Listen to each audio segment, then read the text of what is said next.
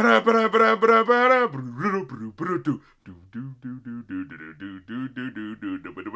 think it's time to play this scene. Get everybody in this stuff together.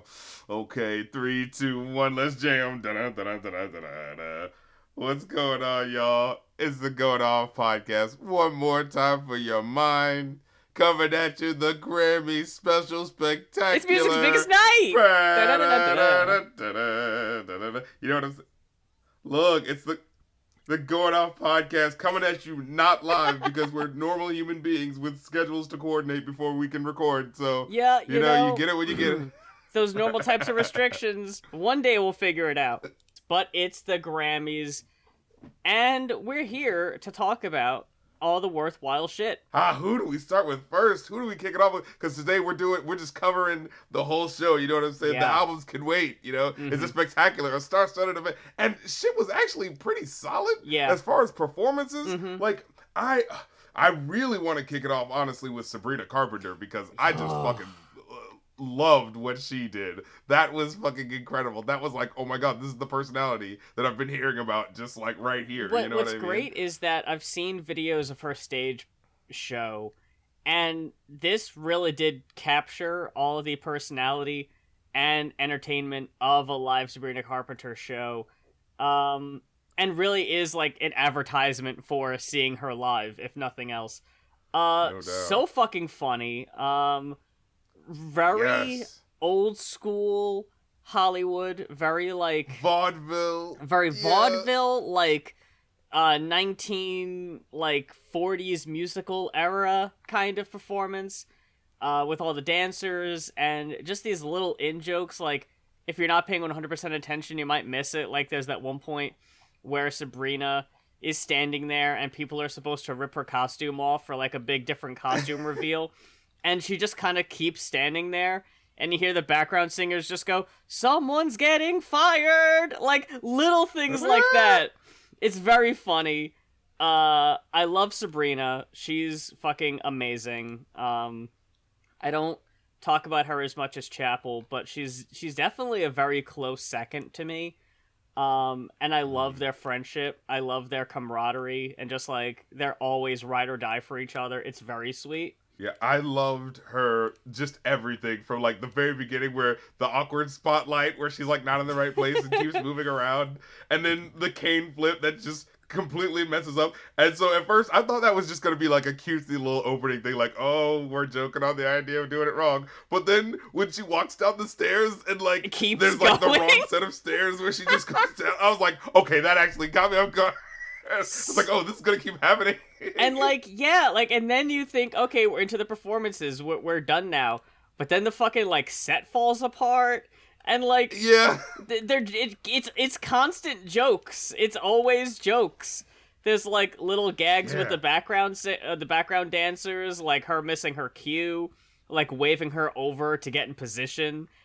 Like, yes, I love that part. Really playing off the like child star coming up in comedy, kind of still paying homage to that. It really does feel like an episode of like a Disney sitcom show. It's like she's trying to get her spotlight and it's not working.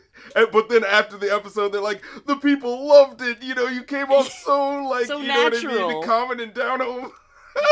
And it's like, we missed this entirely from Ariana's rise to fame, I think.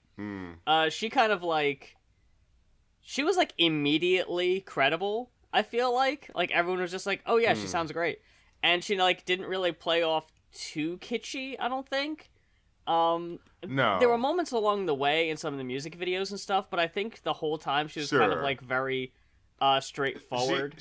The second coming of Mariah Carey, you know what I'm saying? No, this is actually about the notes. I got the notes, you know. Yeah, not until, like, the video for Seven Rings, where it was all very, like, Mean Girls parody, where it was like, yeah, now I'm famous enough, I'm popular enough, everyone's taking me serious, now I can relax a little bit. I can be silly if I want to be. There was that video of it where she was also like an alien with like lasers shooting out of her tits. I was thinking that one too. I forgot about that one. Yeah. That one came out before that. But Yeah, I like that here Sabrina's totally embracing the comedic rise to fame, and still also being one of the most popular, like, multiple giant hits all at like all at the same time. And her performance was fantastic. I love the way, and quick credit to the that jazzy big band arrangement that keeps happening all throughout, like these songs that they're doing. Like, these arrangements sound so fucking cool. You'll hear little moments where they'll just like really like spin up some really cool like mixing of it, and it's like, oh, that was really fucking sweet. Like the way they started it, the way there's that little like part where she sings a line, and then there's just enough awkward moment for her to do like one of the sticks that she does, and it's like when you listen to the music, like that just sounded really cool. The way that just twisted in the background while this was happening, it's just like little sweet moments that were actually I really appreciated. It's one of those like, oh, well, we'll get to versions that I want to hear. I need a version of on Spotify post haste, but still giving Sabrina Carpenter her flowers specifically because she kind of just does a medley. I think she kind of goes back and forth between like her two big songs. She does Espresso and Please Please Please. I think she goes between those two. Yeah, and what was it? I love the tap dancing part. I noticed. Yeah, that was so fun. That like, surprised me saw, too. Like the showmanship. Yeah, and oh my god! So when she's up against that house and the fake house that like falls down, when she says, "Please don't embarrass me, motherfucker," and it's like, did you notice that it felt like something clipped a little bit? Like they were like, "Oh my god, did she say motherfucker?" Like, yeah, it like, held a little longer than you'd think it would. Yeah. Yeah, I think there was something that was supposed to happen with that house. Like maybe the house was supposed to fall like a little sooner, and the gravity didn't really take. Yeah, and so she was expecting a cue, and then maybe was thrown off because she says motherfucker, and you know on TV they'll be like no, you don't get an F, you better turn it off. And I think she accidentally maybe said motherfucker, and like it wasn't quite a hard snap on it. It was like motherfucker, and then you can see that slight like, oh, should we turn this off? I was like, oh shit, did Sabrina just what I'm saying, trigger the scissors a little bit? She definitely did hold out too long. I think they definitely did miss a cue there, unfortunately. But everything was so tight, and you know what? It also just reminded me of. Do you remember? I don't remember if it was an award show or what. But remember when Doja Cat did? Fuck, what song was that? It was like one of her big fucking hits. But she did it in like a kind of old school, kind of throwbacky, jazzy way that, been a long time since you fell in love. But she did it in like a Marilyn Monroe type. Yeah. This is like, I like I'm gonna perform these songs, but in a different way than you're used to hearing it. Like that extra little bit of effort to make extra oomph. Yeah, for like, this is the Grammys. We gotta go all out. We gotta do the big version.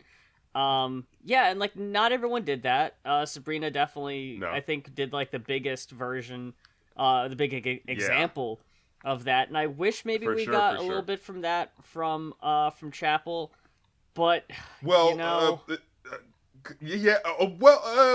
the person I felt like, so of the three Powerpuff Girls, you know what I'm saying? Yes.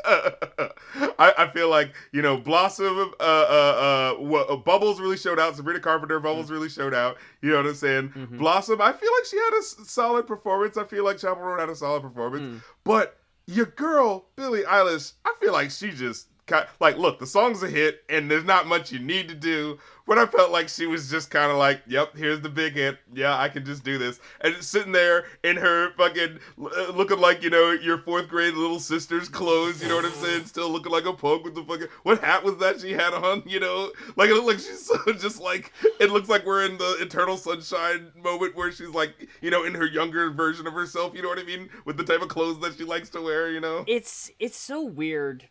And like, we'll get to the awards themselves too. But this was such a fucking loaded year that, like... Yeah. I know, like, we'll probably talk about Charli next. I mean, not Charli. We'll probably talk about Chappell next, so we can kind of use this as a transition point here. But Chappell being nominated for as many awards as she was, and only winning for Best New Artist... I feel like it's a situation of if this was any other year, she probably would have walked away with more. But the nominees were so fucking stacked. Like, not only are you up against your peer and bestie Sabrina, not only are you up against Billie Eilish, you're up against two of the biggest fucking names in music for the past 20 years, fucking Taylor Swift and Beyonce. And now you also throw in the mix fucking Kendrick, who had one of the biggest fucking songs of the year. Yeah. Like, you can't really be mad at a lot of these winners. I'm a huge fucking fangirl for it. Was a crowded year. Like, I love Chappell, and I wish he would have won more.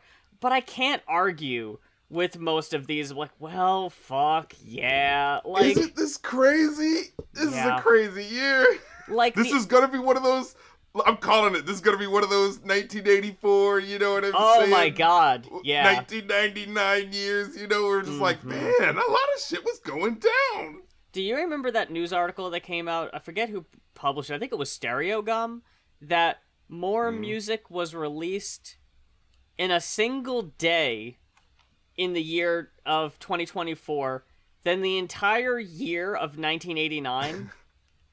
Oh my god. That because music is so easy to make now. Like, everyone can make music and post music.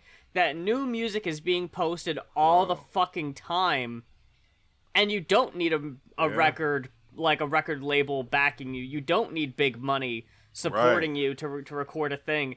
That, as long as you have a fucking microphone and, like, Audacity, you can fucking record, like I am right now. And the Audacity, I will say too, you know. That's all you need. That's true. So yeah, that fucking flabbergasted me. So yeah, there's no shortage of stuff going out there now. You know, and that's to add to your point, because I think it's like while we're talking about like the bigs in music right now, and that's, you know, cool in and of itself. Like, yeah, just this indie moment that we're at, because I think about music like, you know, with music school, you know, where we're talking about like, oh, music from like 300, 400, 500 years ago, where like the stuff that's considered classic now, but it's only really because a couple of people in a court heard it, you know what I'm saying? Yeah.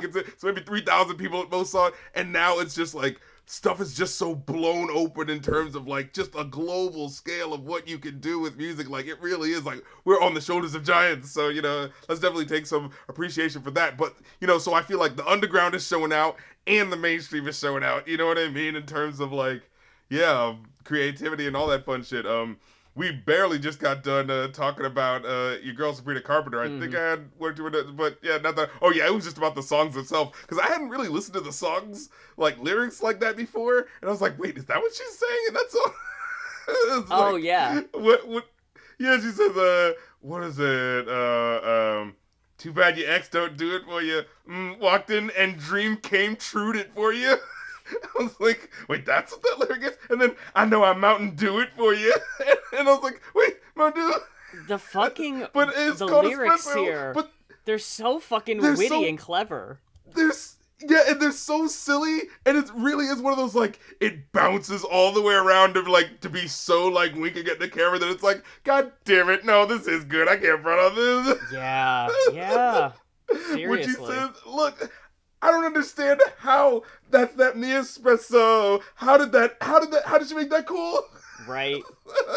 Yeah. Oh man. But yeah, so it was like one of those things where I was like coming back around, because I was like, I would always tangentially heard that song, and then I was like, wait a minute, and then looked up the music video, and oh my god, the fucking music video. Have you like watched it? Have you seen it? Yeah, mm-hmm. The fucking ridiculous shit where she like tosses the dude off the boat and then just fucking, oh yeah, I got the dude's credit card, going on a motherfucking shopping spree, and then what, did she not even leave the beach that she just robbed the dude from? It's like the police are right on the beach, like, and the guy gets up like, there she is right there. And she's like, oh no, and she like covers her eyes, like, maybe if I just close my eyes real tight and open them again, this thing won't be happening. And they're just like, no, bitch, we're coming for you. And then she's like, oh no, drive the car. Oh no, I turned this hot car into a hot tub, and that was a stupid fucking idea, so now the engine's flooded. Like, I can't get away. It was cool for a visual, now I'm screwed. Yep. I just fucking loved it. Roman, but back to the show, yeah. Yeah, talk about Chappell here. Oh, now look. I told you back then, didn't I? I was like, What'd you tell me? Pink Pony Club. Yeah. I don't know how I feel about it. Oh. Something doesn't feel complete. I don't know. I listened to this version and I'm like, first of all, we get the slow zoom. We get the slow zoom out to the big pink fucking pony. And I'm like, yes! Don't say good. Like, we got the pink pony. And then just the fact that she slowed it down just a couple BPMs and added some rock guitar into it, I was just like, this is the version I need to hear on Spotify right now. This is the version. Or even better, start with the original version and then have like a breakdown and go into this version. Because it's so like gives it that life that it needs, like just that banner in the back that I needed. And I was like, okay, this is what we're fucking talking about. Yeah, this was...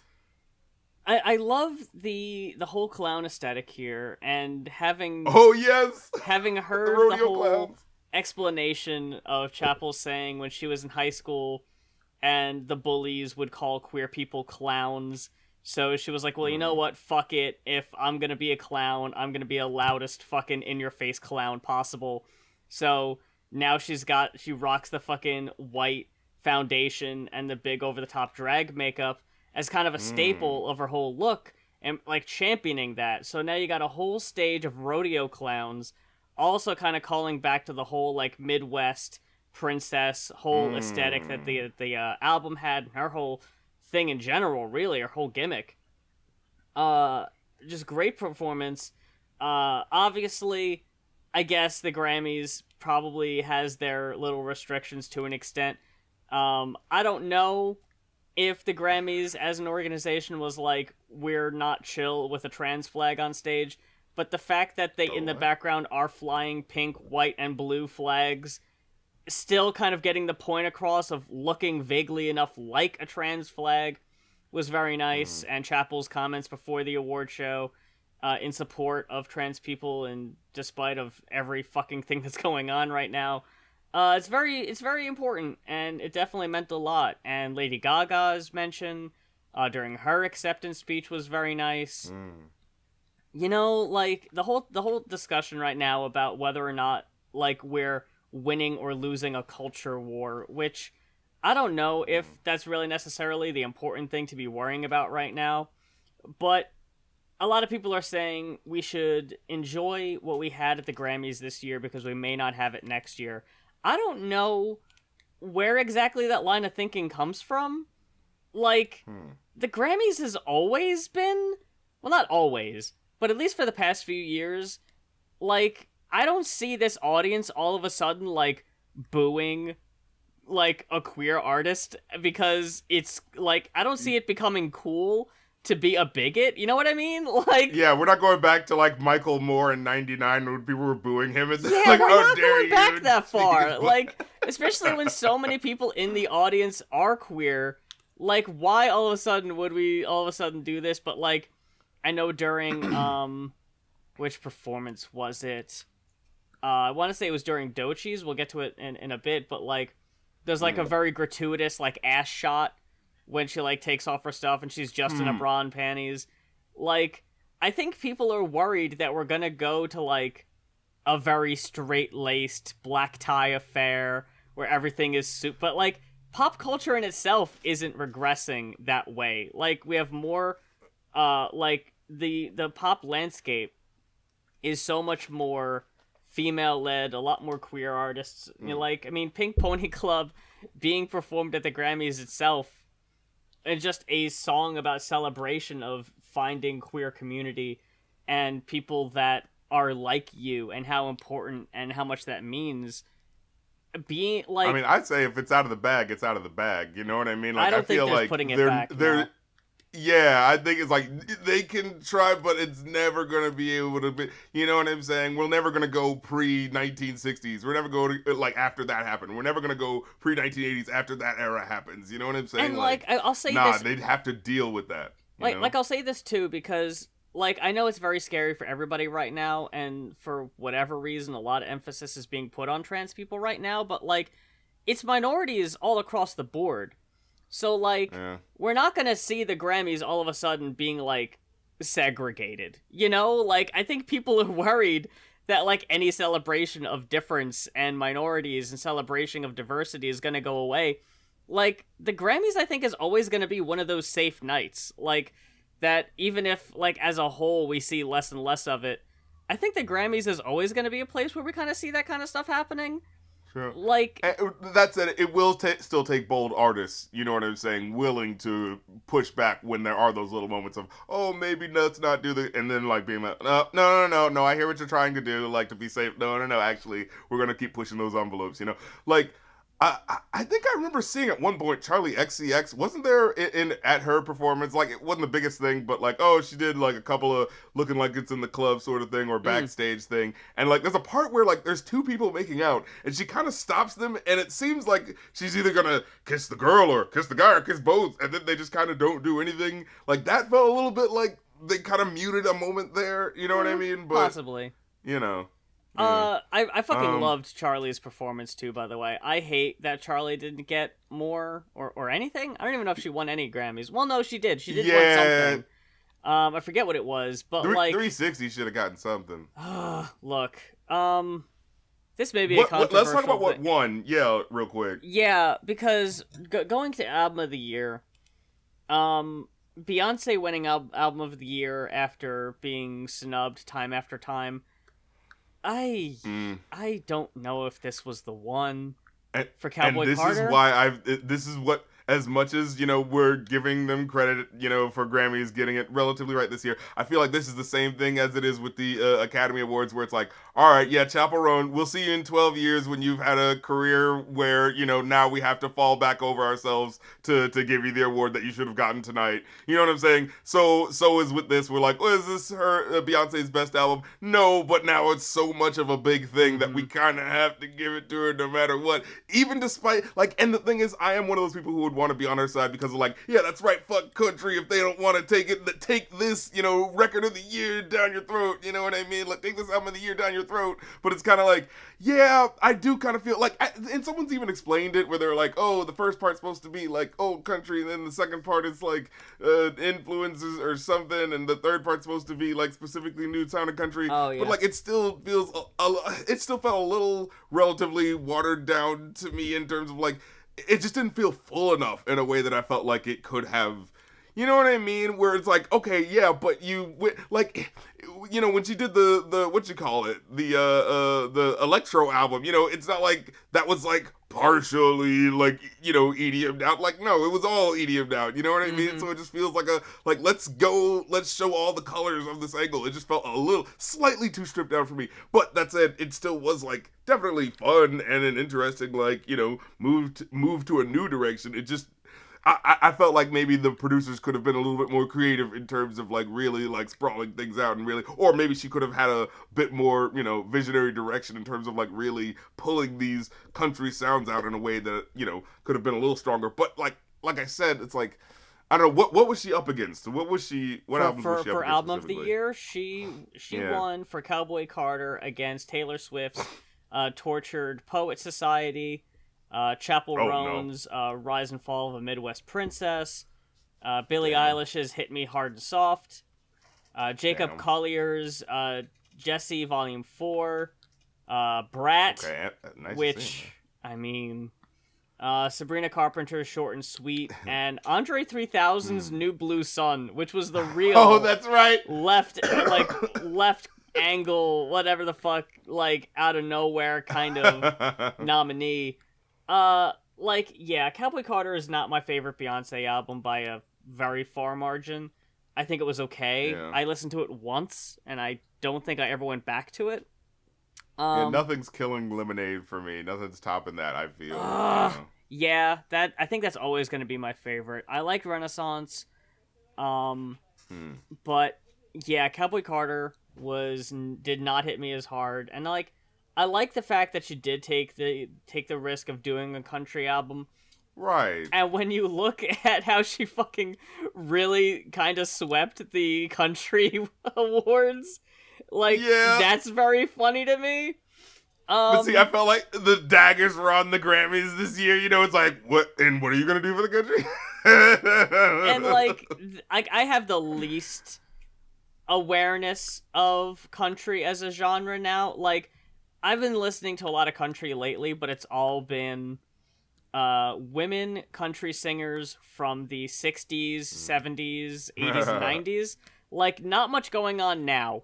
All pre 9/11 kind of stuff. You know what I mean? Oh yeah, after what they did to the Dixie Chick, but that's true.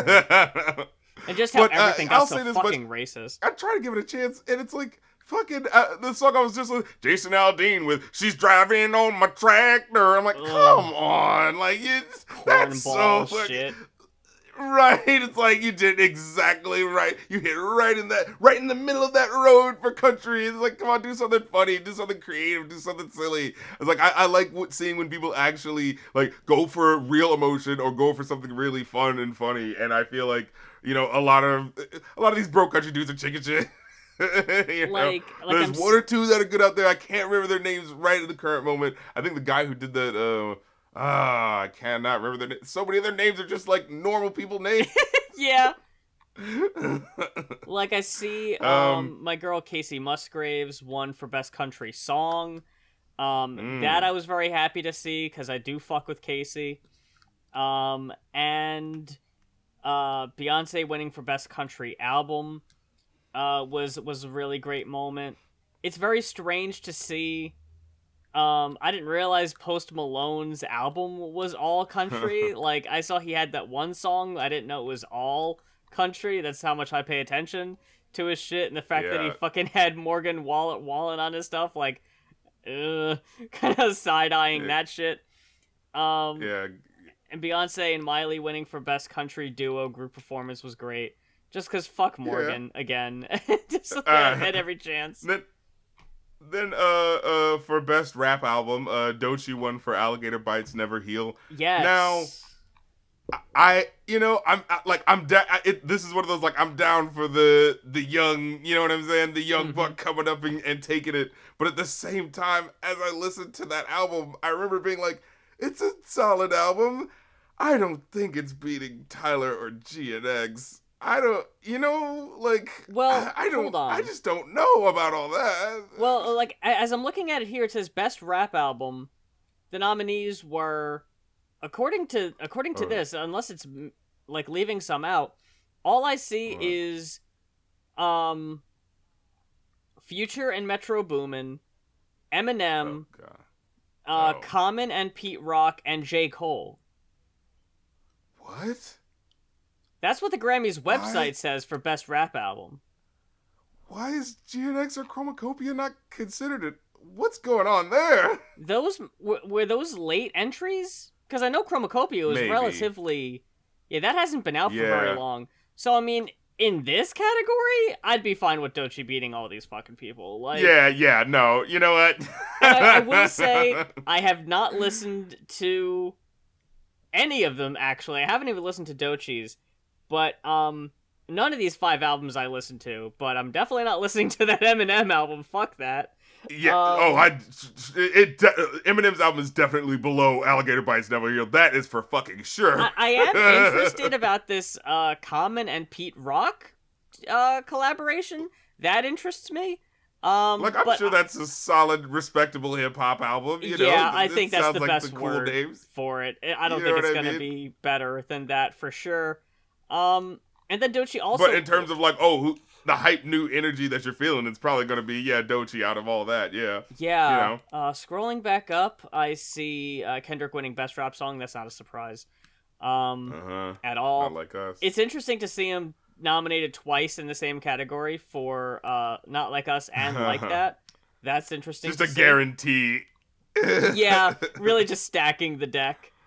And... just the fact that, like, he got, 5 awards, and he fucking goes out there in what people have been talking about as his, the Canadian tux, apparently. Oh, fuck. All jeaned out, including the hat. Have you heard about this? No, I hadn't heard. That's so fucking funny. I didn't realize that was a thing. Yeah, people are saying, like, hey, wait a minute. that looks like a specific type of dress. And like, people be, like, dressing up for Grammy. You know what I mean? Like, look, a lot of times people do, like, the conspiracy theorize shit, but, like, with that, it's like including the jean hat. Like, okay, no, that's gotta mean something. Yeah. What's very funny to me was I'm watching his acceptance speech for Song of the Year, right? And they're playing Not Like Us in the background because you have to, right? It's the song that won the award. And just looking, I'm sorry, I cannot get over this.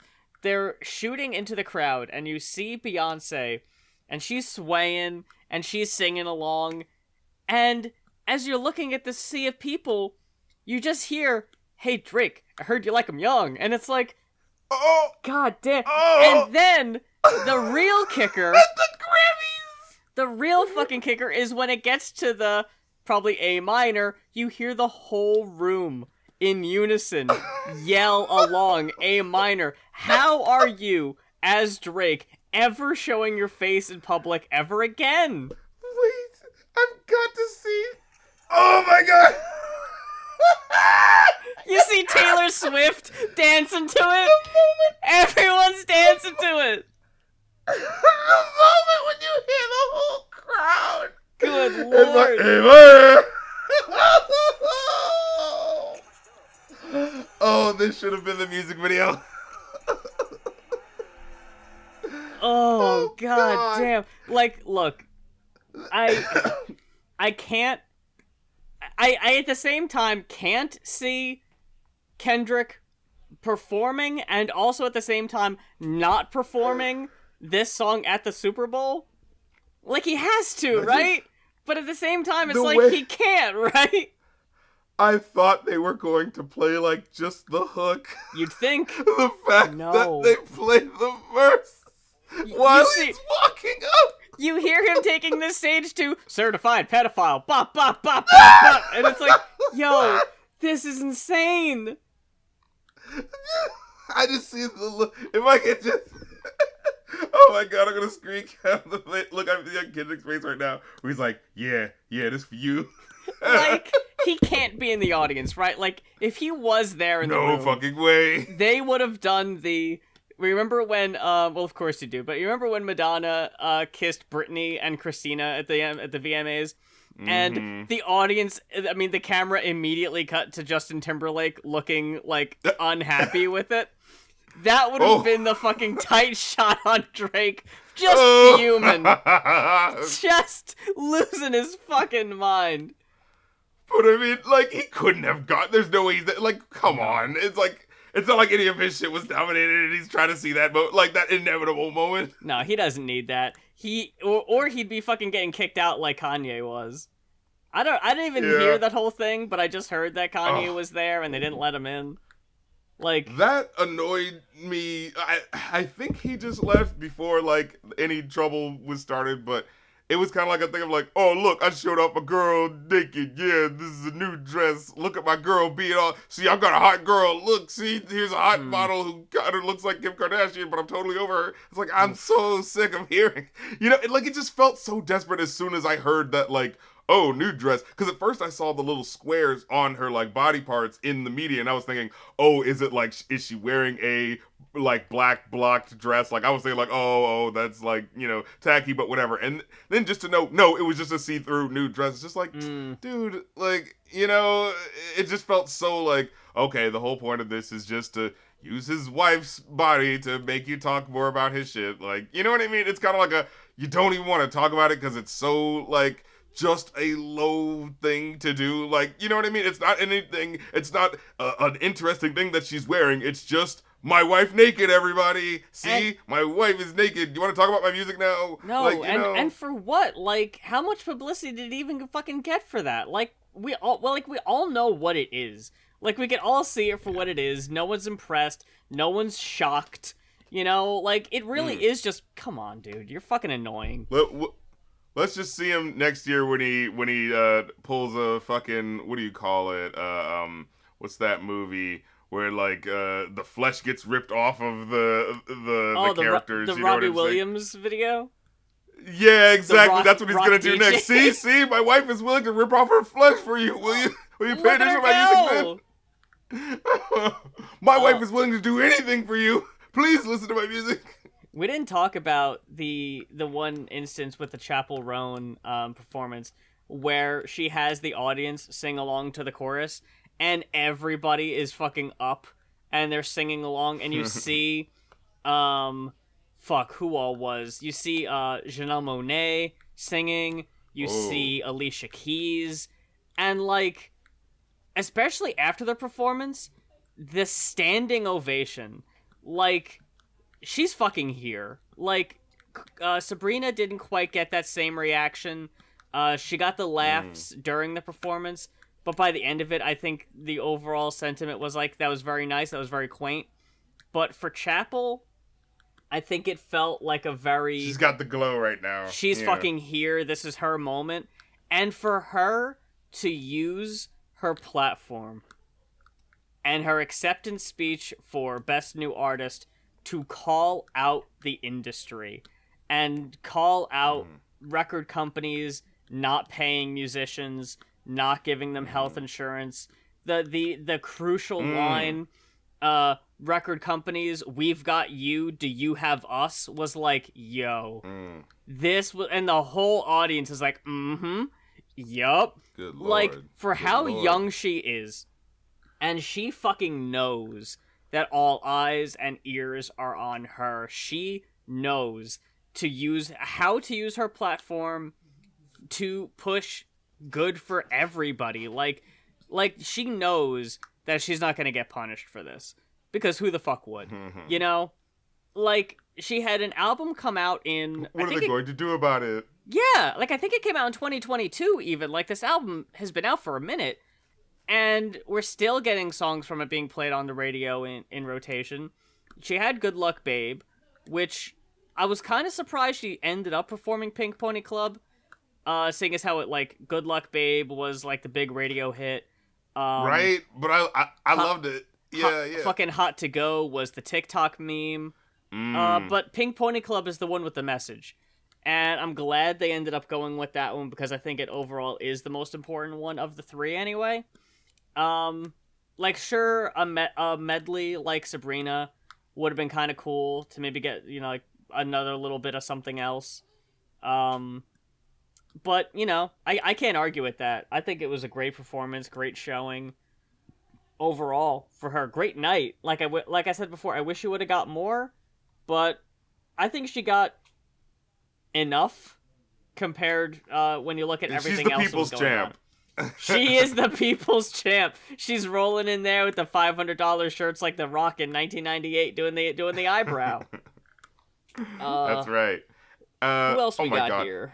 The Weeknd was fine. A fine, like, sort of like visual performance of what they were doing. But can I be honest? I did not watch that. I just can't fucking stand The Weeknd. Like, it's so just over him. You know, it's another one of what he does well. The girl you in my, I'm fucking Nosferatu and you're my sex chamber. You know, I'm such a fucking douchebag. You can't help but find it sexy. Like, oh right. I hate this. Shut up. But here's my thing. At least, you know, The Weeknd is a presence of some sort. Yeah. Playboi Carti comes in and he was like a negative factor. Like, they might as well just played a guitar solo over this shit. Like, the big wet blanket. Oh. Yeah, it was just so nothing. I was just like, what? Like, wait, it's like, because this part was only like halfway done, and I was just like, oh, that's still going? Damn. One thing I wanted to bring up, like, I know we're gonna go by this, and we have really nothing to say about Dawes. The band Dawes opens up the 2025 Grammys celebrating Los Angeles in light of the devastating wildfires. And they do a cover of Randy Newman's I Love L.A. And it's so, like, this is something they would have written in a Simpsons script, I feel like. Just doing this cover of this Randy Newman song. Because we've talked about Randy in the past, reviewing the Good Old Boys album. I fucking love Randy Newman. I think he's one of the, like, most entertaining, like, lyric songwriters. Like, he's very funny. He's very good at writing songs from a, like, as like a dick character. Like he really puts in, like he's such an asshole in so many of his songs, and it's so funny.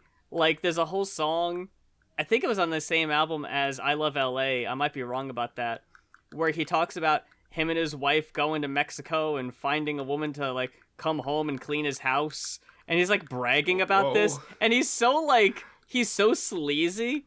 And then in the second verse, he's at like the school his like kid is attending, and the teacher's like, hey, your kid's a real like asshole, he's like hurting other kids and he doesn't pay attention in class and I can't get him to do anything. And he's like, hey, listen, you old bag. It's like, whoa. And then in the third verse, he's like, hey, you know, Bruce Springsteen called me up over the weekend and said, hey, Randy, I'm tired of being the boss. How about you be the boss for a while? And he's like, yeah, that sounds good. Blow, big man, blow. And you hear the saxophone going in the background. What? He really is so great at being a dick. And I Love LA. Wow. It's such a sarcastic song. Like the that song is all about how, like, LA sucks. The homelessness. Like, you hear all the time I Love LA being in commercials, but, like, you see this clip they post on Twitter, and they change the words, because in my head, I knew in particular there was a verse in there that I was like, doesn't Randy Newman say something about, like, the homeless people of LA? And yeah, there's a line where he says, look at that bum down on his knees. And they change it in the performance at the Grammys to, look at this city getting up off its knees. Oh my god, no. Stop it. And then the next line is like, the women here are the best in the world, and they changed it to, the firefighters here are the best in the world. It's like, why even bother? We know. Shut up.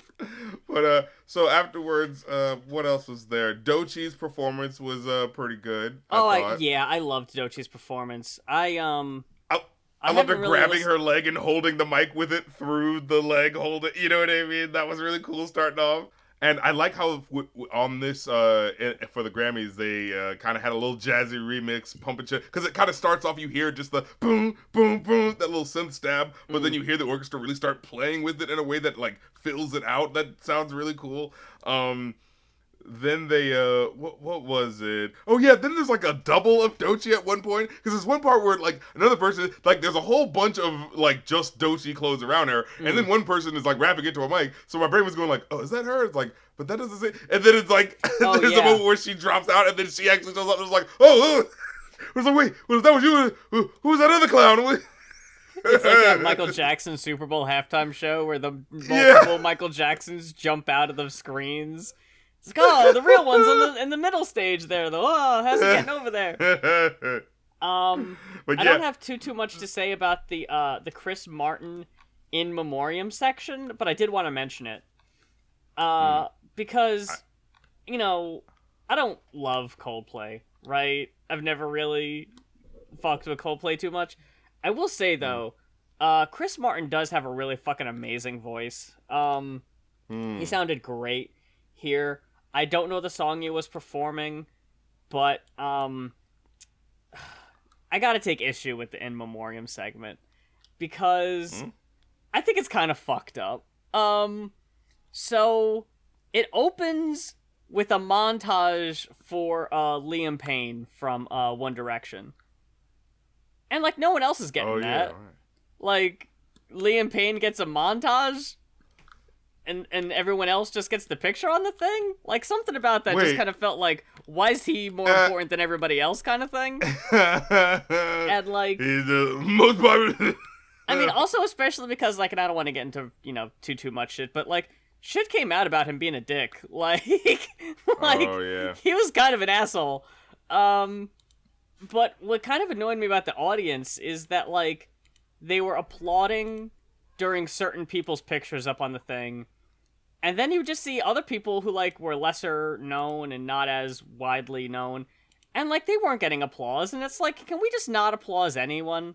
Because that feels kind of shitty. When, like, Liam Payne gets a whole big thing, and then Chris Christopherson pops up on the screen next and barely gets anything. Like, y'all, can we please... what was he in again? I will say, though, in that regard, to end with, because I was sitting here like, okay, we're kind of running through a whole bunch of people who are, like, just like musicians in bands that people might not know by name. And I was very curious who they were going to end with, because, like, well, you got to end with a big name that people know. And they fucking saved Toby Keith for last. Huh. And that motherfucker barely got a spattering of applause. So I was like, you know what? That makes me feel pretty good. That everyone in the room was just, oh, fuck Toby Keith. And I was like, hell yeah. Let's go. I love y'all. Real quick, speaking about tributes, I also wanted to say that I really liked the Quincy Jones tribute. Yeah, I saw Janelle Monae doing the Don't Stop Till You Get Enough, which was fun as fuck. It did feel like it was like they might not have had as much time to rehearse, because there felt like little moments where like she wasn't right on like a certain mark, and it was like, fuck it. like at the tail end where she like does the spin and then the gas is coming out of over there. She's like, all right, over here. Yeah. Oops. But, let me slide on over there real quick. Yeah. But the thing is, her energy is so fucking fun, regardless. That it's like, yeah, who even gives a shit? Like, this is still better than anyone else would have done it. Like, and it's like when I originally saw the clip by itself, just to see Janelle Monae doing a Michael Jackson thing, I was a little confused, and I wasn't sure before I realized because of the hair, right? Well, no, I mean, like. Like, that's not Michael Jackson's hair. Well, I'm just saying that Michael Jackson is a polarizing person in this point in time. That too. What his legacy is, right? So at first, I was, like, a little confused, and then when I saw, like, the I Heart Quincy Jones thing, I was like, oh, this is part of the Quincy Jones tribute. Yeah, I was like, QJ, and I was like, wait, okay, is that what we're doing? It made a lot more sense, and seeing Herbie Hancock, who's just, fucking phenomenal, on the piano with Cynthia Erivo singing "Fly Me to the Moon," that was fucking great. Seeing Stevie Wonder taking part, like, that's classy. I like that a lot. And like her, like, just to go back to, like, it was just so interesting because her hair was like short and kind of like orange and spikes, yeah, but there was spiky, like a ponytail behind it. I was like, is that part of something? Is she doing like a new album or something? It's very Bart Simpson. Yeah. Ooh, maybe that wasn't okay. Maybe she was doing a little bit of the. You know what? And I can get that. I can get that. And then when she is like, so she starts off and kind of like doing a little bit of stuff, and then when she hits that fucking moonwalk so goddamn smooth, the whole audience lit up. They're like, oh shit! She just rocked right into that shit. You know what I mean? Yeah, because like up to that point, like, she's doing her typical Janelle Monae moves, which are obviously Michael Jackson inspired to a degree. Right. But then, how she just slides right into the moonwalk. You're right back to the fucking Motown award special where MJ did the moonwalk and fucking everyone lost their minds. So, I think that was a very fitting tribute. I really liked their performance there.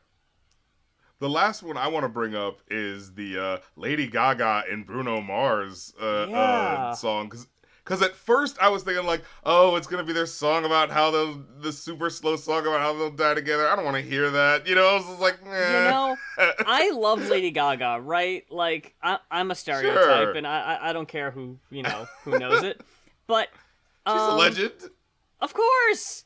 But, like, I did not really have any interest in that song with Bruno. I never cared to listen to it, actually. So, they don't perform that song. They don't. They don't even do it. Yeah, I know. I clicked on it. Everyone's sick of it. Because I clicked on it to be like, well, maybe they'll do an interesting rendition, like when Gnarls Barkley did Crazy, you know what I mean? Like, well, let's see what they do with it. And then they don't do it at all, because I clicked through to be like, does it sound a little different? And I was like, wait, this doesn't sound like the song at all. Like, it sounds like California Dreamin'. Are they just doing a straight cover of California Dreamin'? And yeah, it's just a really good rendition of California Dreamin'. Love it. Yeah, no like notes. Psyched I think they all killed it. And what I love is that they Bruno Mars comes in, starts at first, his voice ringing clear as a bell. Yep. And like when first you see Lady Gaga's like so playing like the hippy dippy chick, the way she's like swaying out to the side, like, and so like, yeah, you're playing the role, you know. But yeah, I think they really made it theirs in a way that I was like, oh, okay, no, that was all right, that was good. Yeah. And I like we got the new Lady Gaga single debuting the same night. That's very exciting. Oh yeah. Possibly looking at How'd a new you feel Lady about Gaga that album one? at some point. Because I heard it on the radio last night. I think it's all right. I think it's a nice return to the like art pop kind of sound. Yeah. I definitely liked how more experimental Chromatica was. So I kind of wish we'd get more like interesting experimental stuff like that. But I think it's fine. Like, it's definitely not my favorite Lady Gaga song, but I think it's okay, and it's exciting to hear something new, at least. Yeah, it feels about on the level of Houdini. You know what I mean? Of like, all right, this is like a Terrace little pop jam. Yeah, I feel there's a little bit more oomph in it in the way that she has that little build up there, but yeah, like, it does have me feeling like this is her autopilot in terms of like, no, it's still good. It just, I don't know. I definitely feel that. And as far as the awards go, another thing I wanted to bring up real quick was how the Grammys will still Grammy's gonna Grammy when it comes to their rock categories. That let's go down to Best Rock Album, okay? Okay. Nominees are the Black Crowes, who I did not know had a new album out. Fontaine's DC, I don't know who they are. I don't know who they are. Saviors by Green Day, I didn't listen to that. Tang K by Idols, you boys. Dark Matter by Pearl Jam. And out of all these, the only album in the category I listened to, No Name by Jack White, which I really fucked with. I like that album a lot. And your winners are the Rolling Stones. Oh my god, are you kidding me? In 2025, your winners are the Rolling Stones. Are you kidding? I was just about to go like, well, you know, these guys are kind of like 2000s, you know what I'm saying? Late 2000s kind of acts like, okay, you know, I kind of wish we could see kind of what's breathing new life into rock music. But you know what, Jack White, he's an experimental guy. You know what, your boys, the American Crows, one of their names is like, okay, maybe they're like a legacy act, but from a more recent time. All right, I get Rolling Stone. I was like, what's her? Yeah. Like, Rolling fucking Stones! Yeah. Rolling Stones! In the year of our Lord 2020. Well, hold on a second here, because we also got Best Rock Performance, if I can throw this one at you. I'm not gonna list off the songs because it's not really important, but you got the Black Keys, you got Green Day, you got Idols, you got Pearl Jam, and you got St. Vincent, who won a pretty good amount of awards for herself. I think she got Best Alternative Music Performance, you got Best Alternative Music Album, but your winner, ladies and gentlemen, the Beatles. What's happening? For their fucking The Last Song We're Ever Gonna Get from the Beatles, their Now and Then song, which isn't any good. Face. I hate that song, actually. Pearl Jam and fucking Green Day, these artists that of our generation are like considered like this is the new era, and like, look, you know, all right, even if you're not stepping aside for the new era, we can at least talk about the relatively new like influences, you know what I mean, the new gods of in the pantheon of rock and roll. God damn, Rolling Stones and Beatles, get this shit out of my face. These fucking acts are what, 60 years old? What a joke. Am I right together. The Beatles is not even together anymore. 3/4 of the band is dead. No, only half of it. Sorry, excuse me. Don't put that hex on the Beatles. So, like, I'm sorry, go ahead. I can't believe it. The Rolling Stones, okay, they at least tour, I think, together. Yeah, I believe so. What the fuck does the Beatles do? They wanted to give that last hurrah, and I think the Beatles were also nominated for They were also nominated for for Record of the Year for that same song. Which, what a joke. I watched Mike the Snare's video and his Grammy predictions. And he predicted that the Beatles were going to win for Record of the Year. Oh, God. And he made a good point. A bunch of fuddy-duddies.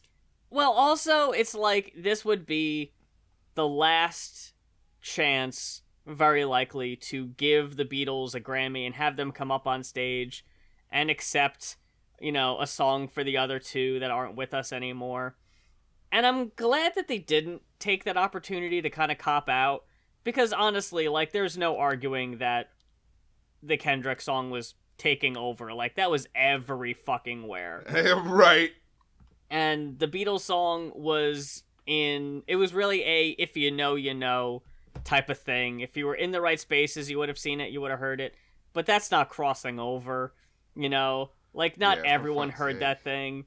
I listened to it exactly one time, made my decision that it wasn't worth the hype.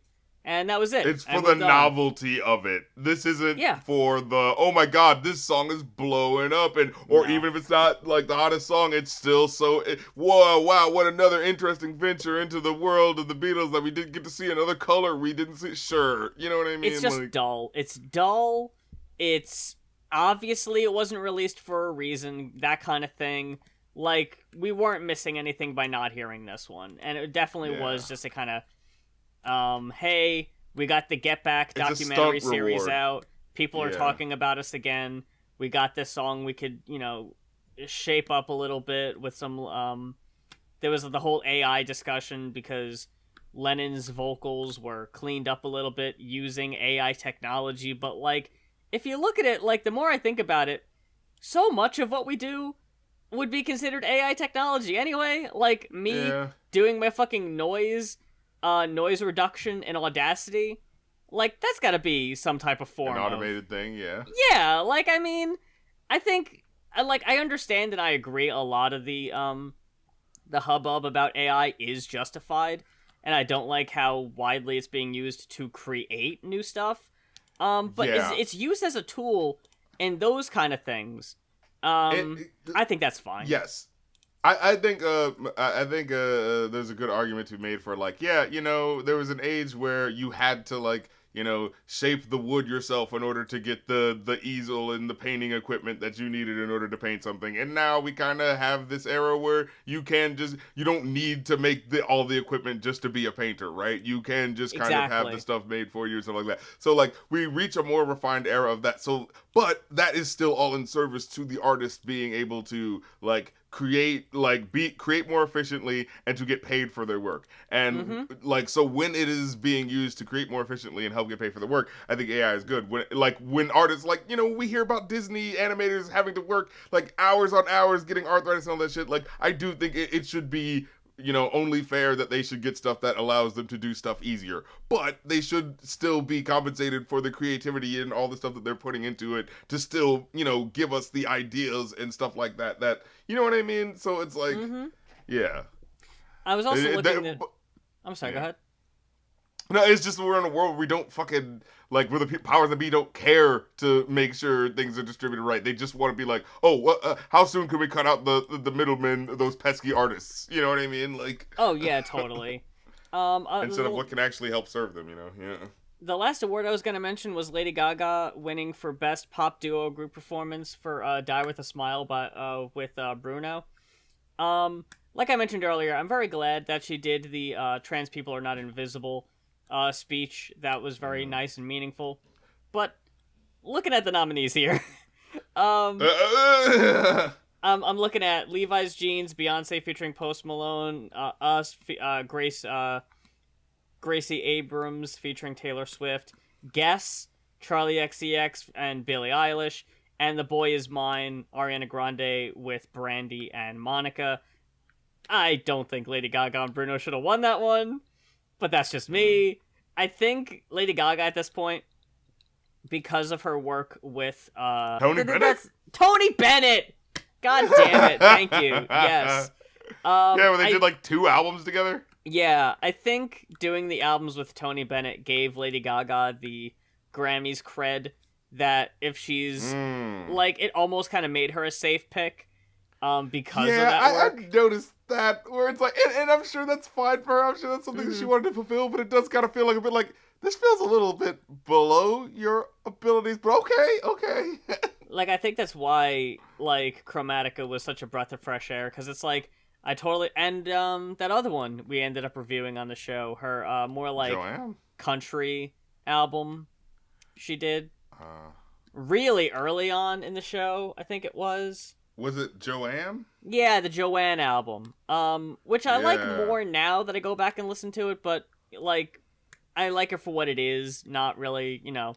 It's not in my top 5 Lady Gaga albums. Yeah. That Chromatica was like, oh my god, thank fuck, we're back, you know? And that with this new single, it's like, okay, cool, I think we're gonna get another one like that. You know what? Yeah, as a like harbinger of like, hey, let's tear it up, let's tear the club up, let's go. Yeah, exactly. We need this shit now more than ever. But that was the fucking Grammys. Overall, pretty good. Performances were great across the board. We didn't mention a couple of them. Like, I saw Shakira had a pretty dope performance. Shaboozey was... That was just, you know, like, he was singing another song in the beginning, and then it was like, is that the same chord progression? Was this a different song that you did? It just happens to have the exact same chord progressions? I was like, I mean, all right. See, what sucks is I found that Pitchfork article, and I sent it to you, and then that Twitter video got removed, so I didn't get to see the shit. Yeah, I had to look it up on Instagram, yeah. Yeah, like, I know it was, like, the #1 song for, like, it's the longest #1 running single now. Like, it beat, Old Town Road. Crazy. What? With another country song? Yeah. Really like these country hybrids. We are going to be getting nothing but country fucking rap hybrids for the next decade. Everyone trying to look. Hey, the last longest #1 was yet another country rap hybrid. Look, this is clearly the magic. It works. Country has very broad appeal, so it's a pretty good strategy. I wasn't wild about the song personally. I think it's okay. I think it's definitely fun. I like that it's like, damn, wasn't expecting this to be you know what I mean? Something sampling Tipsy to be the country, you know what I mean? Like, just that extra little wrinkle in there of like, oh, wow. And also, just one last thing. Fuck Gracie Abrams. I know I just mentioned her a second ago. But she just said in a Cosmopolitan interview, porn is bullshit. It's dangerous, not real, and a performance. It's really dangerous for young people for that to be the introduction to sex. I had a lot of questions I took to the internet for answers, which is frightening to think about now. Young people need to learn about sex from a reputable source like Cosmo or a strong mentor, not just scrolling aimlessly online like I did. Like, it's a little, like, maybe shut up kind of a moment. From Cosmo? Like, I mean, it was an interview with Cosmo, so I guess she's, like, you know, kissing up and sucking up like, a little bit. It sounded like she was, like, halfway through her sentence before realizing she didn't have any alternative, like, ideas, like, alternative sort of sources, like, Cosmo?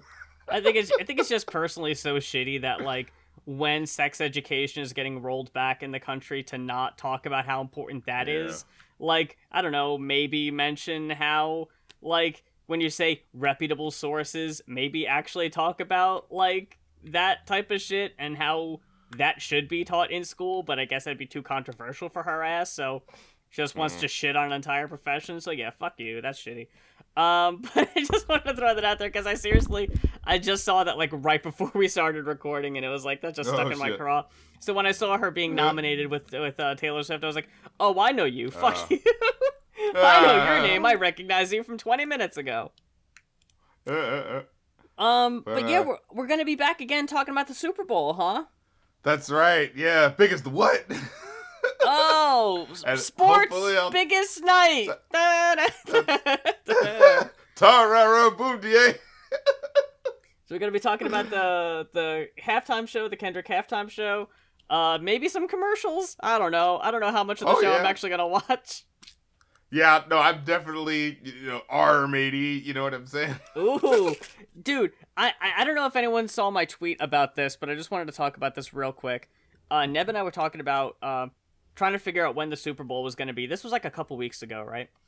And at this point, there were still a couple more games left in the playoffs. And your girl does not follow sports at all. So we were like, okay, what day is the Super Bowl? When's it happening?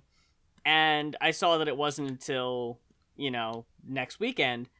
And I was like, who's playing? And I didn't realize that the playoffs weren't finished yet. And I said, well, if I had to guess, complete shot in the dark, I would guess it's going to be the Philadelphia Eagles and the Buffalo Bills. And it ended up that the Eagles and the Buffalo Bills were both in their own respected division championship games.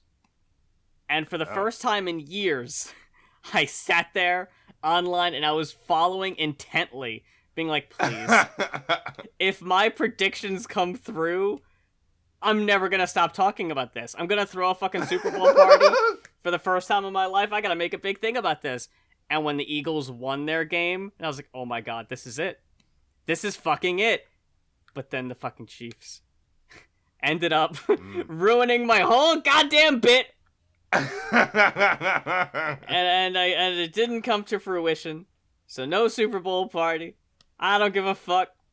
The Chiefs might as well win. Again, I don't give a shit. But yeah. Whatever, Kendrick performance, alright. Kendrick is gonna kill it, I know that. I guess real quick, we should probably do a little round of predictions here of what songs Kendrick is gonna be performing as part of his show. And maybe possible guest performances. I'm thinking definitely, okay, well, Not Like Us is definitely showing up. All Right is definitely showing up. Which one? All Right. We gonna be all right. You think so? Oh, yeah, because I just saw the Pharrell movie Piece by Piece. Oh.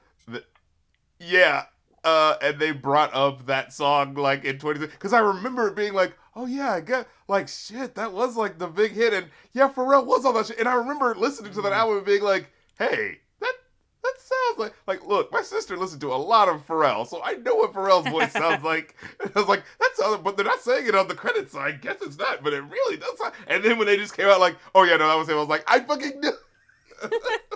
The only reason I'm skeptical of it, is because the context of the song, I guess. Like, around that time, All Right.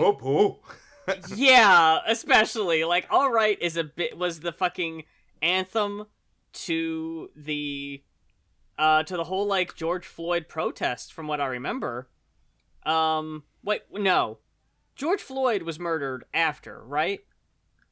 I think that was at the same time.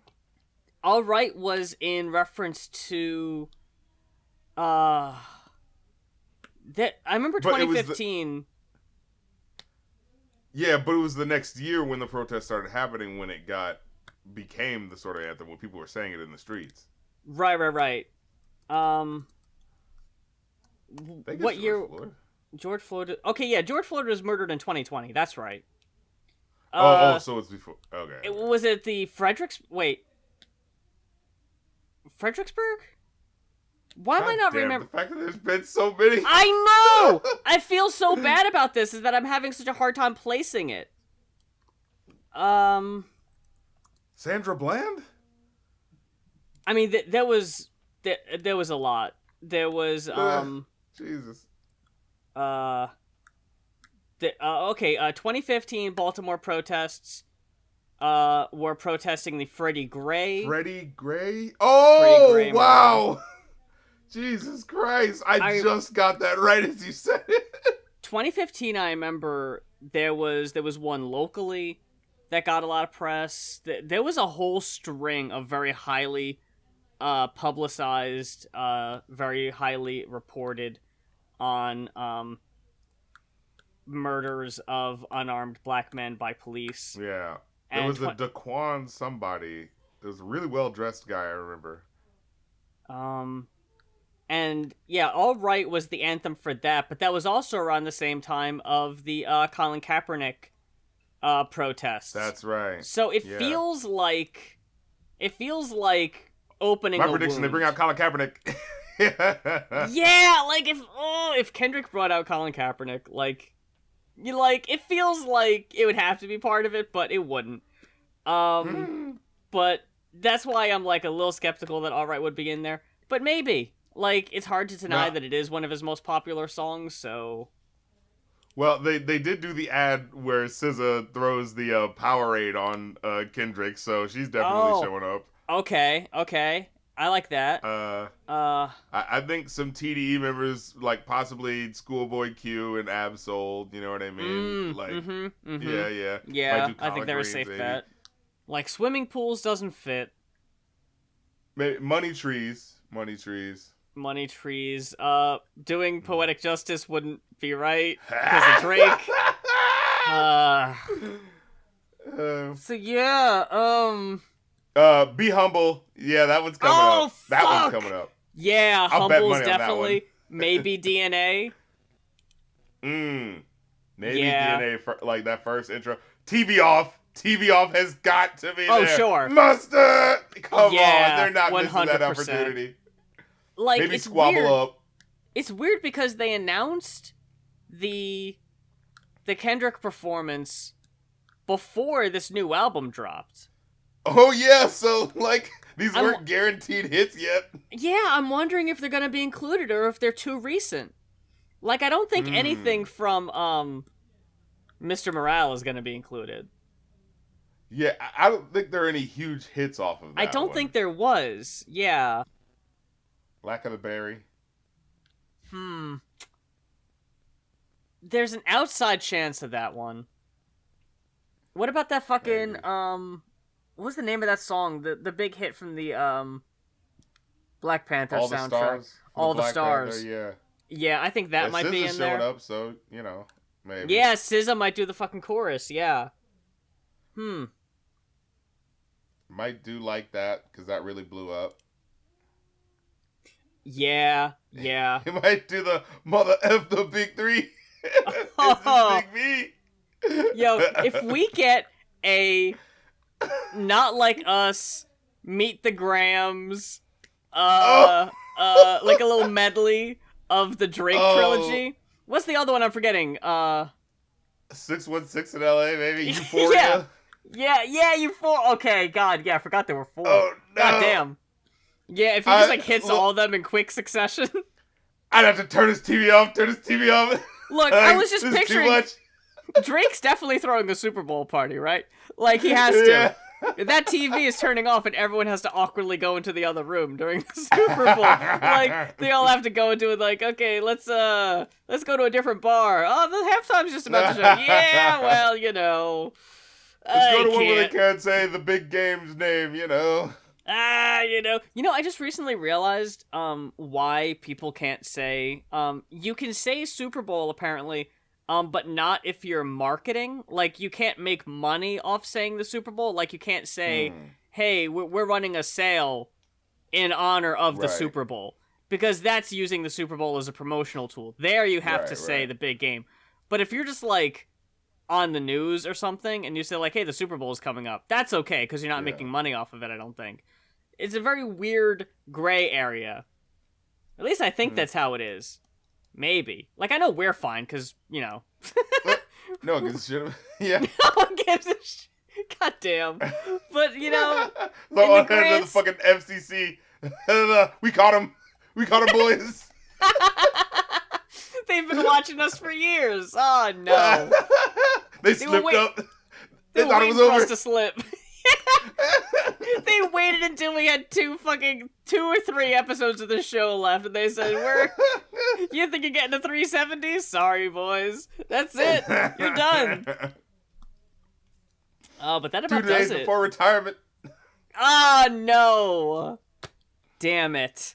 Getting too old for this shit. But that about does it for this episode of Going Off. Thank you very much for spending time with us. We went for over an hour talking about just the Grammys. That's right. Just the Grammys, fucking gonads style, as you've come to expect, and we deliver nothing all less. All upside your face. And we're gonna be back again talking about the Super Bowl next time. So I hope y'all stay tuned for that. We're gonna give you this conversation. Oh, you know you're the bitch when you're starting all this conversation, RC.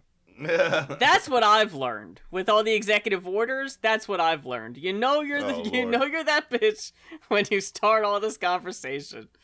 But yeah, we'll be back talking about that shit and talking about all the important things to us, the things we found interesting. But until then, we're gonna promote our stuff. We're gonna hawk our wares. What you doing? Oh, I'm trying to get back into the swing of things on YouTube over at youtube.com/riffcoms. Been a little social butterfly, social moth as of late. Going to a lot of concerts. I've been joking a lot about the whole, climate and everything going on with the executive orders and everything, and Trump taking office and everything. But honestly, building strong community around here, building very strong friendships with other queer and trans people in the local area has been really big for me lately. A really important means of coping and making really important friendships means a lot to me. But in doing that, it definitely has cut down on the time of editing and kind of focusing on the YouTube stuff. So I'm trying to get back to that. I'm trying to get videos out more regularly. We're still editing and uploading content filmed in 2023. Oh, Jesus. So well, you know what they say about college, or it's like, oh yeah, good sleep, finishing your work, and having a good social life. Pick two. Yes, exactly. That's very accurate. So we're trying to get through the back catalog. We filmed a lot of really funny stuff, if I don't mind saying so myself, in 2024, that I really want to get to quick. So I might jump around, try to edit some of that more recent stuff. And yeah, that's really about it. We got the Patreon still going. Patreon.com/muse, I think it is. Let me double check real quick. I don't think I updated that URL. No, that's it. It's still, patreon.com/muse. I don't offer any specifics on there, like special rewards or anything. It really is just helping support me, which I really appreciate. And you can follow me on Twitter at YourGirlMoth. And for me, you can support me on Ko-fi for one-time donations, kofi.com/rapcritic, where you can request live stream songs for me to listen to, albums for me to listen to, or absolute best of requests, or a combination of the two for a reduced price, as well as, if you want to request movies or, hip-hop albums specifically for the Review a New podcast, as well as, what else is I saying? Oh yeah, patreon.com/rapcritic, where you can get half off for those requests, as well as getting to see all my material earlier. I upload 5 things per month, so I'm like, either I'm doing 2, of the Review a New podcasts, so you'll get those specifically, and I'm trying to roll them out where it's like you get one, and then like as that first one is public, you can go see the other one, that's private until the next one. You know what I'm saying? I'm trying to get on a track like that of like, hey, being able to give you something, that you can listen to, and then if you want to pay extra, you can get like the new thing before it drops. Yeah. Trying to work that out. To say, give people something for the dollar. Of course, you can join the Discord, chat with me and fellow fans. We have good conversation about shit. We watch movies and listen to music and all that fun stuff. What else was it? Like I said, 2 podcasts, and I try to do 2 episodes, as well as either a playlist, like a couple of best ofs. Like I'm doing the absolute best of the 90s right now, so I'm going through each year in the 90s. Oh, wow. 90, 91, 92. Yeah, and I've almost done. I've only got 1999 to do, and then I'll have that whole compilation that I'll put together for people, because Spotify is such a bitch about like putting all compilations of something together. So I'm like, all right, I'm gonna put it on Patreon specifically, so that like this is exactly where you can find it. So yeah, I already did that with the 80s, gonna be doing it with the 90s, and like I said, I'm uploading new music, so I've got new mixes of stuff that I'm putting up. I'm like putting up polls asking what versions of songs people like, because I'm racking my brain and being like, well, this version sounds cool to me, but I also like this version. Screw it, what do the fans think? So I'm trying to get more interactive in terms of like making my shit and like sharing it with people, and try to get those gears working and stuff like that. So. Yeah, you boys staying active out here, you know what I mean? Hell yeah. So get with it, act like you want it. And if that's about it, until next time, this has been the Goin Off podcast. I'm Rap Critic. And I'm Muse. And, oh yeah, I gotta hit the outro. Semenaye, kazenaye, makenaye,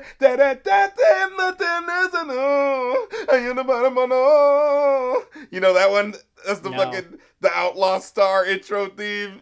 Tell me what you know about that. Nothing on that one. That was that was the other 90s space cowboy anime. Oh, okay.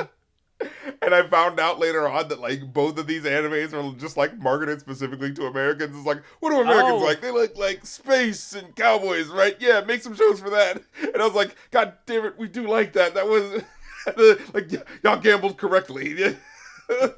That's like when I was getting into. I'm sorry. Go ahead. Oh no, I was just saying like when I grew out of Pokemon and Digimon, it's like, oh, that's childhood stuff. It's like, oh, now here's the really cool stuff. Dudes with deep voices in the middle of space. Yeah. It reminds me when I got into comics a few years ago, and it was right when they were rejuvenating the Secret Wars storyline.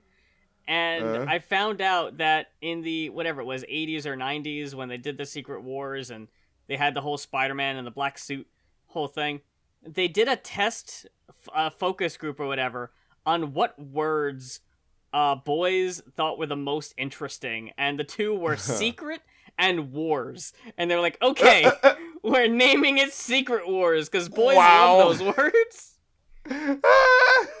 So that's why it's called that.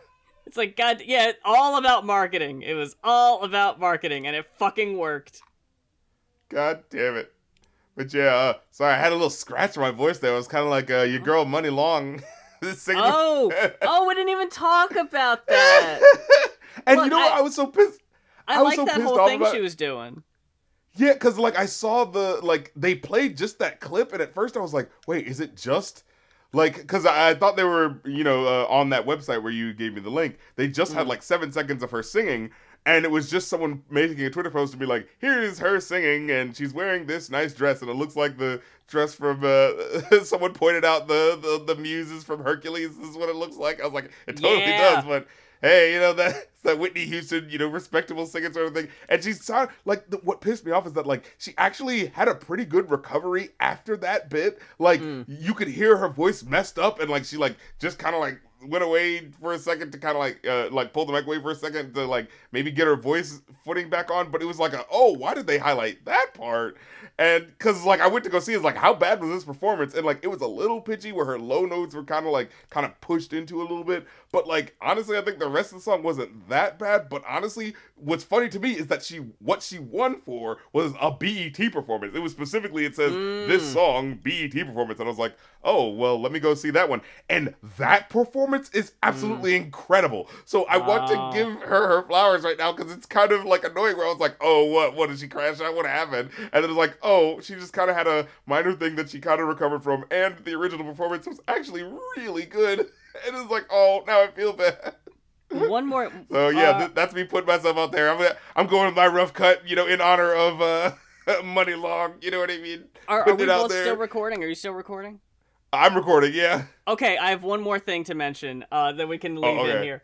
Do you remember back when we had MEGARAN on the show way back in the day? And I said, I can see MEGARAN performing along with the group The New Day in WWE. Yeah. For like a WrestleMania entrance or something. So, for those who have not been paying attention to WWE stuff for the past couple months or whatever, Big E, 1/3 of The New Day, broke his neck a few years ago. He's been recovering for years. He's been doing a lot of announcing kind of stuff. He hasn't been cleared to wrestle. So he's just been like commentating and stuff like that. Xavier Woods and Kofi have been carrying the torch and been just like a regular tag team, The New Day, for the, in the meantime. A couple months ago, rumblings were starting in the faction, and Kofi and Xavier turned heel, and they said, we don't fucking need you, E. You've been holding us back, and you haven't even been there for us. You've been doing all this TV stuff, and you haven't been there for us. Where were you this whole time? Really like, oh no, the girls are fighting type moment, right? So now that the New Day are heels, they have a new theme song, and ya boy is on the theme song. Wait, because I could have swore I saw something. I saw it real quick. I was like, oh wait, what was something about WWE? It's like, is he actually on it or is he just there? And then I was like, oh, he's fucking MEGARAN is rapping on the song. Okay, now I'm done. Now I've got nothing else to say. Now I'm exporting the clip. Okay.